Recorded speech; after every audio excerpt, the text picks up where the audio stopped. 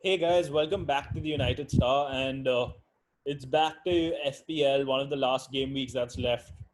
The game's going to get over, sadly. So we have Prasham to talk about the transfer ins and outs. We've seen how City are rotating their squad regularly and giving way more importance to the FA Cup. So Prasham, let me ask you an initial question.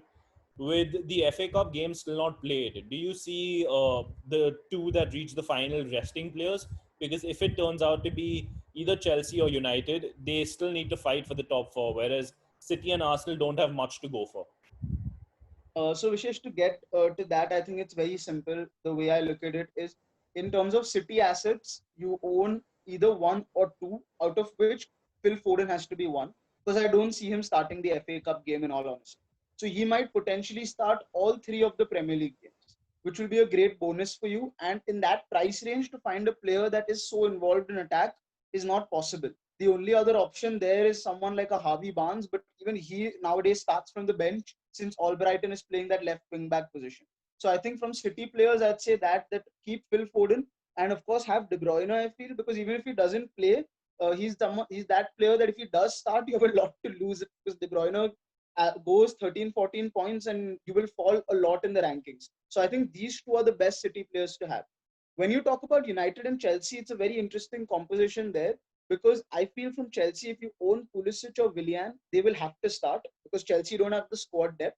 They have to start because they're chasing that fourth spot. So it doesn't matter whoever wins in that game or whoever loses, these players will definitely start the next two game weeks because A, Chelsea is playing Liverpool and then they're playing Wolves, and United is on fifth spot right now. So they anyways have to win both their games to get into the Champions League.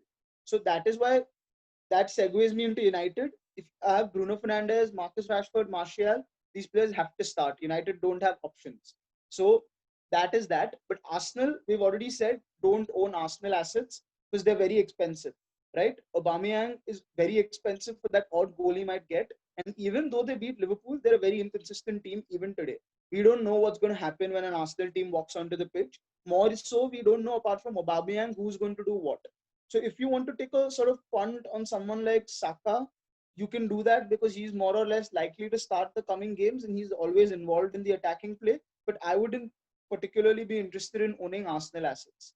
Coming to the key players that you should have this week, I think the number one player you should get in is Danny Ings. We already mentioned this in the captain's choice, but if you don't have him, get Danny Ings in for sure because he's going to do well against Bournemouth. And Southampton are looking like a team that are doing well, even though they don't have much to play for.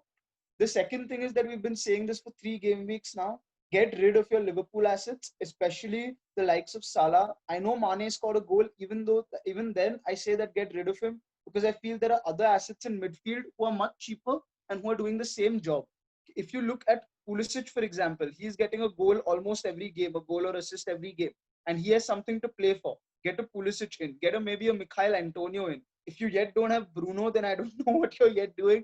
Get Bruno Fernandes in. So these are the players that I would personally look at. These three midfielders that I mentioned are some of the midfielders I'd look at.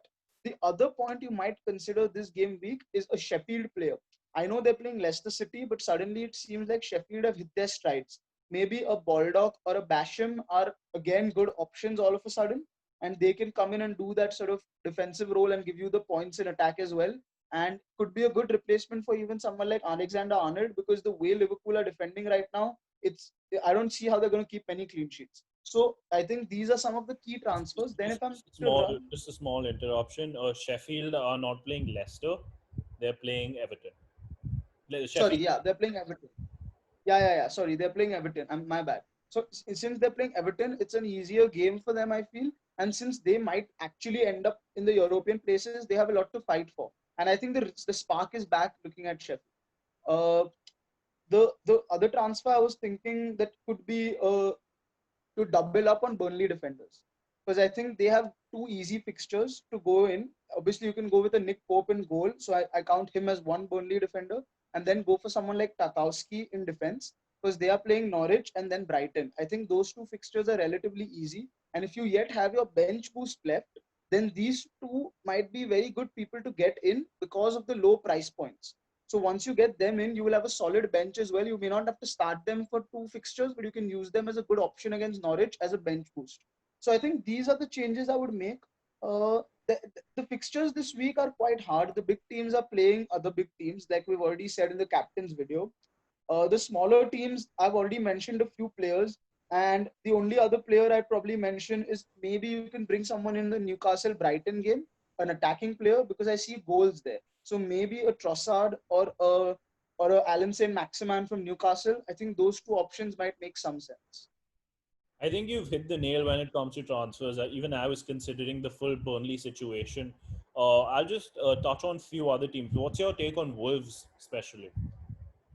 Wolves, I think the best two players you can go for even right now are Jimenez and Doherty. I think Wolves are playing for the Champions League spots, but they're not going to get them. But since their fixtures are hard, I don't know if I'd want a Wolves defender as much. But I think Jimenez is yet a good option because even when they play Chelsea eventually in the last day, he will get goals. So I think Jimenez you can get in if you have to. But yeah, I think with Wolves, I think that is the situation. A lot of people own Adama Traore. I think it might be better to move on from Traore to Foden. Okay, guys, so that's about it when it comes to transfers. I think we've covered most of it. I think it's time to realize that City are concentrating way more on the FA Cup than on the Premier League, and Liverpool's wheels are off. So it's time to get them away and focus on the lower, not on the lower teams, but the teams that are fighting for something very similar to what Siobhan said in the last video. So that's about it, guys. We'll catch you for the final game week. That would be a sad video, right, Prashant? I'm talking about the last game week of FPL. But we'll see you next time, I guys. think it depends on where it depends. I think it'll be a sad video or not, depending on where we finish up on the tables. Definitely. We'll see you next time, guys. Like, share, and subscribe. Bye bye.